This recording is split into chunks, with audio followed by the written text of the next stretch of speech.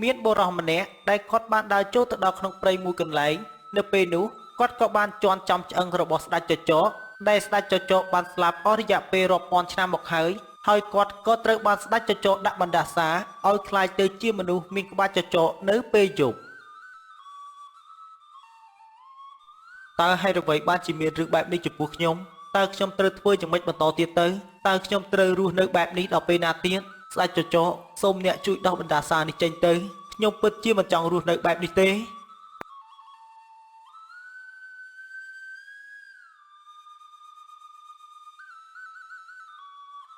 នៅថ្ងៃមួយគាត់ក៏បានអង្គុយនៅខាងមុខផ្ទះរបស់គាត់ដោយគាត់មានការពិបាកចិត្តចំពោះបណ្ដាសាដែលគាត់ត្រូវបានទទួល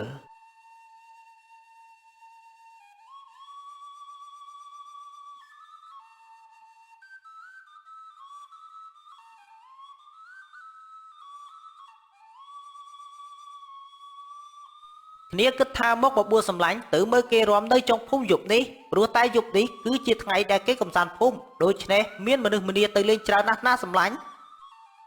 គ្នាអត់បានទៅជាមួយឯងទេណាសម្លាញ់ព្រោះតែមួយរយៈពេលនេះគ្នាដូចជាមិនស្រួលខ្លួនហើយថែមទាំងជិះក្បាលនិងវិលមុខមិនចេះចប់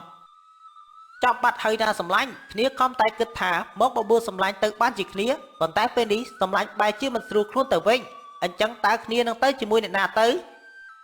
រកអ្នកណាផ្សេងទៀតទៅជាមួយឯងព្រោះតែយើងមិនស្រួលខ្លួនពិតមែនដូច្នេះហើយទើបយើងមិនចង់ដើរលេងនៅពេលយប់ព្រោះតែយើងខ្លាចមានបញ្ហាអ្វីមួយកើតឡើងនៅពេលយប់តើឯងខ្លាចបញ្ហាអ្វីកើតឡើងទៅសម្លាញ់នៅក្នុងភូមិរបស់យើងហើយណាមួយមានក្រមុំច្រើនណាស់វើយនាចង់ទៅមើលកូនក្រមុំគេមួយគ្រាន់ទុកនឹងប្រាប់ម៉ែពុកនៅខែក្រោយគ្នាពិតជាមិនអាចទៅជាមួយឯងបានមែនណាសម្លាញ់គ្នាសុំទោសចាំថ្ងៃក្រោយនៅពេលដែលគ្នាមិនឈឺគ្នានឹងទៅជាមួយឯងយើងមិនបង្ខំឯងច្រើនទេណាសម្លាញ់ចាំយើងនឹងទៅរកអ្នកណាផ្សេងទៀតទៅជាមួយក៏បានអញ្ចឹងឯងសម្រាប់ចោះ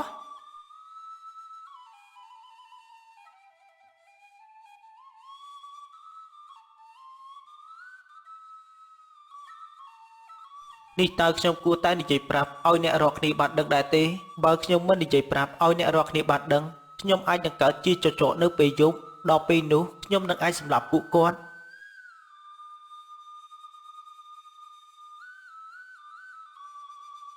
នៅពេលយប់ក៏បានមកដល់គាត់ក៏បានប្រែកាយទៅជាមនុស្សមានក្បាលចចក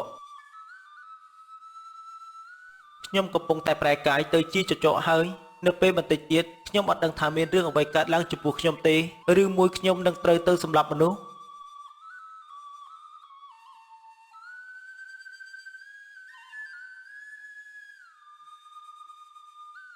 នេះតើជាអ្វីនឹងហេតុអ្វីបានជាឯងកើតជាចចកបែបនេះឯងឆាប់ចាក់ចេញពីក្នុងខ្លួនកូនជើងទៅម៉ែជួយខ្ញុំផងម៉ែខ្ញុំពិតជាមិនដឹងត្រូវធ្វើយ៉ាងម៉េចទេនៅពេលនេះខ្ញុំកំពុងតែកើតជាចចកហើយពុទ្ធោកូនម៉ែហេតុអ្វីបានជាកូនខ្លាចជាចចកបែបនេះហេតុអ្វីបានជាកូនខ្លាចជាបែបនេះតើកូនបានទៅធ្វើអ្វីទៅកូនហេតុអ្វីបានជាកូនត្រូវទទួលរងរឿងរ៉ាវបែបនេះ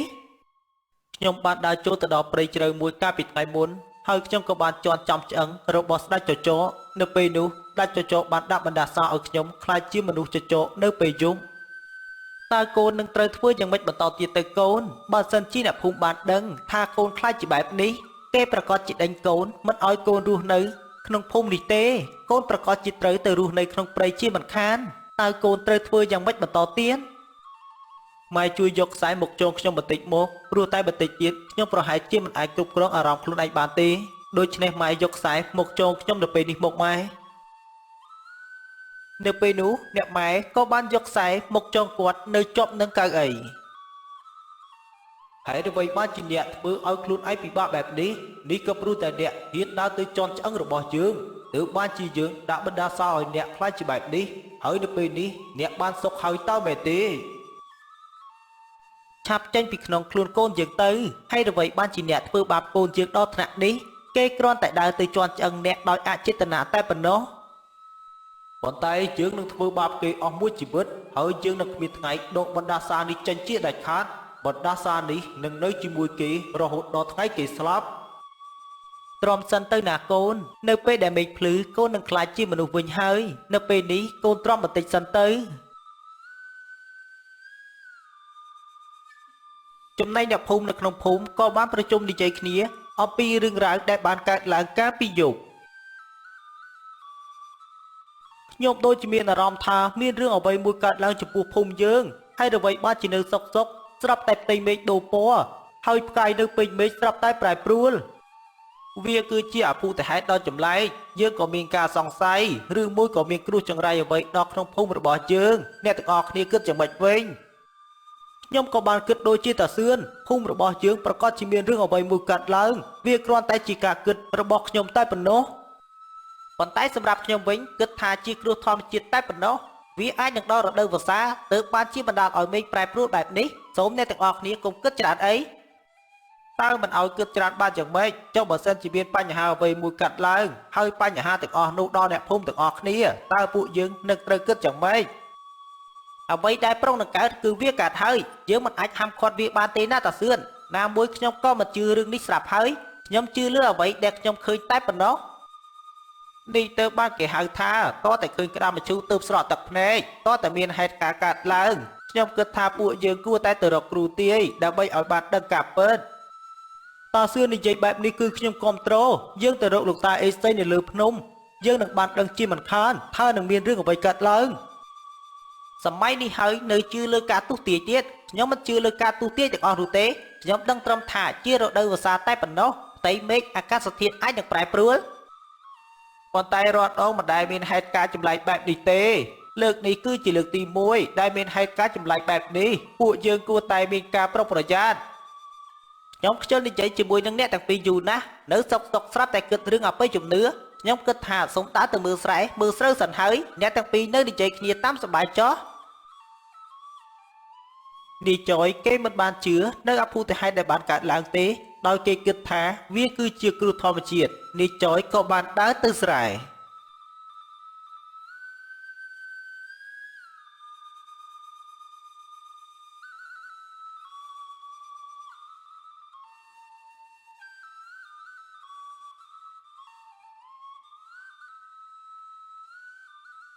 មិនដឹងថាតាសឿននឹងអាចកគិតអីទេសម្លាញ់ទើបបានជាចង់រំគ្នាទៅរកគ្រូទាយព្រោះតែការពីយប់មិញមានហេតុការណ៍ចម្លែកមួយកើតឡើង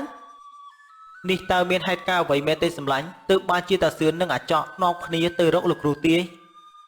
ការពីយប់មិញមេឃមានពណ៌ក្រហមហើយថែមទាំងមានផ្គរលាន់ទើបបានជាព្រឹកឡើងតាសឿននឹងអាចកកំពុងតែនាំគ្នាគិតថានឹងទៅរកគ្រូទាយ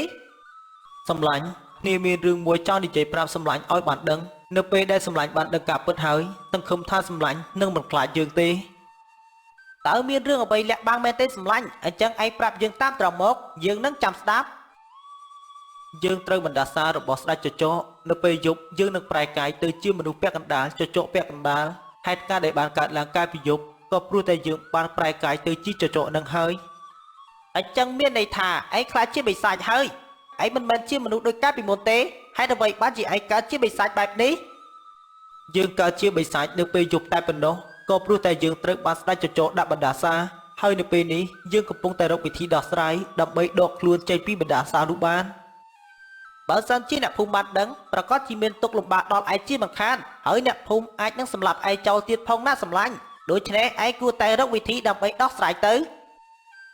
យើងពិតជាពិបាកចិត្តណាស់នៅពេលនេះយើងត្រូវបានបិសាចដាក់បណ្ដាសាហើយយើងក៏មិនដឹងថាមានវិធីសាស្ត្រអ្វីដើម្បីដោះបណ្ដាសានោះបាននៅពេលយប់យើងនឹងខ្លាចជាចចកពាក់កណ្ដាលមនុស្សពាក់កណ្ដាល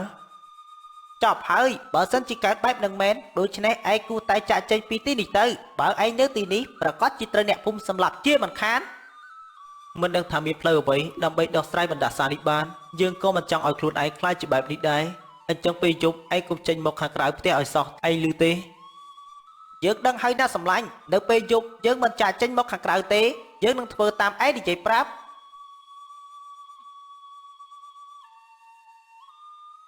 លុះដល់ពេលយប់ឡើងតាសឿននិងនាយចកអ្នកទាំងពីរក៏បានធ្វើតាមលោកតាអេសីនិយាយប្រាប់យើងគិតថាដូចជាមានអារម្មណ៍ភ័យយ៉ាងម៉េចទេមិនដឹងថាមានរឿងអ្វីកើតឡើងចំពោះពួកយើងទាំងពីរនាក់បើសិនជាបិសាចនោះវាមកដល់កុំបារម្ភអីណាតាសឿនលោកតាអេសីប្រកាសជាមិនបណ្ដោយឲ្យបិសាចនោះសម្រាប់យើងបានទេក៏ប្រកាសជាការពារយើងជាក់ជាមិនខាននៅពេលនោះបិសាចចចកក៏បានមករកអ្នកទាំងពីរនោះតាសឿនបិសាចចចក ខ្លួនគឺជាមនុស្សប៉ុន្តែក្បាលគឺជាបិសាចតើហេតុអ្វីបានជាឯងខ្លាចជាចចកបែបនេះគេម្នាក់នេះត្រូវបណ្ដាសារបស់យើងហើយនៅពេលនេះអ្នកទាំងពីរនឹងត្រូវស្លាប់នៅពេលនេះយើងនឹងសម្លាប់អ្នកទាំងពីរបន្ទាប់មកយើងនឹងសម្លាប់អ្នកភូមិផ្សេងទៀតឆាប់ដោបណ្ដាសានេះចេញទៅបិសាចចចកឯងឆាប់ចេញពីក្នុងខ្លួនអ្នកកំឡោះនេះទៅបើមិនដូច្នេះទេយើងនឹងសម្លាប់ឯង